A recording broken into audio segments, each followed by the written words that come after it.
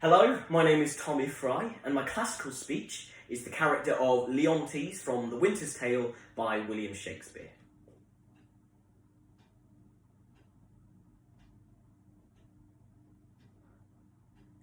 Gone already. Inch thick, knee deep overhead, and ears a forked one. Go! Play, boy! Play! Thy mother plays, and I play too, but so disgraced a part that'll hiss me to my grave. Contempt and clamour will be mine now. Go! Play, boy! Play! There have been, or I am much deceived, cuckolds ere now, and many a man, even now, while I speak this, holds his wife by the arm, and little thinks she has been sluiced in his absence, and his pond fished by his next neighbour, by Sir Smile, his neighbour.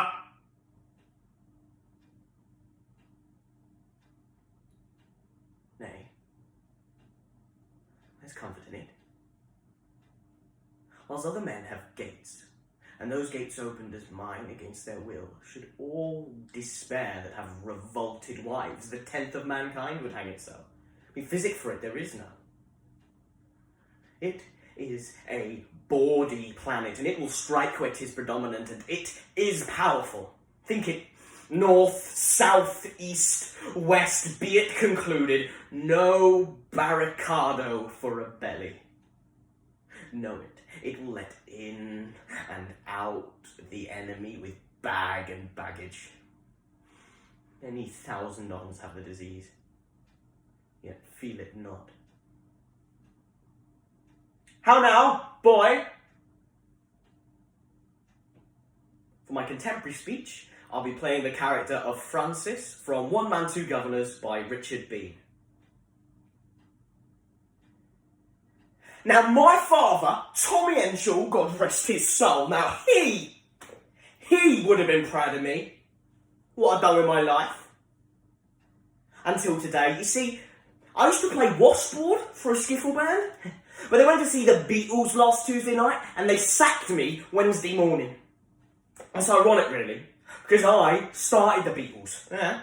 I saw them in Hamburg, rubbish. I said to that John Lennon, I said, John, it's embarrassing, mate. You're going nowhere. Now, have you thought about writing your own songs? So I'm skinning, yeah? I'm busking.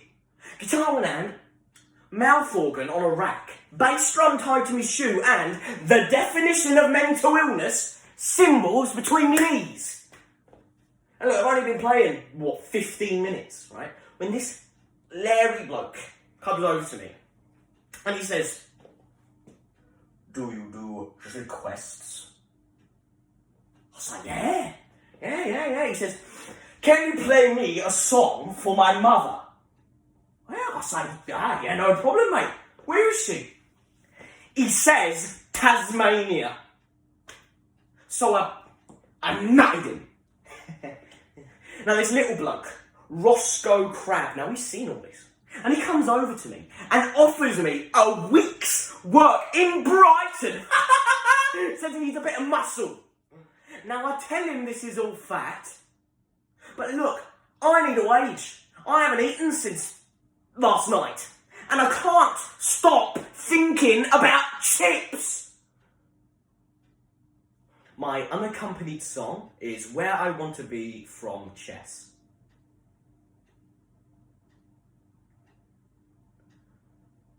Who needs a dream? Who needs ambition? Who'd be the fool in my position? Once I had dreams, now they're obsessions. Hopes became needs.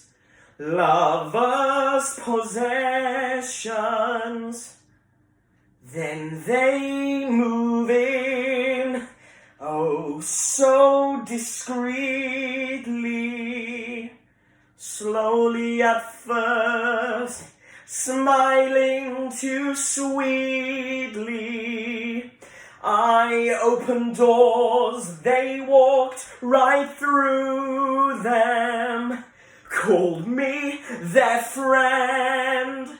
I hardly knew them. Now I'm where I want to be and who I want to be and doing what I always said I would, and yet I feel I haven't won at all.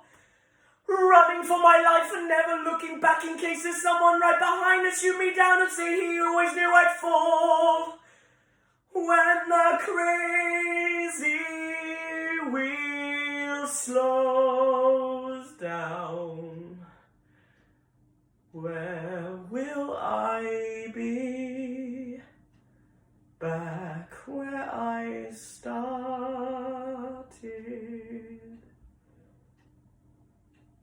My devised piece is inspired by the French Viande painting, and I've called it The Ghost.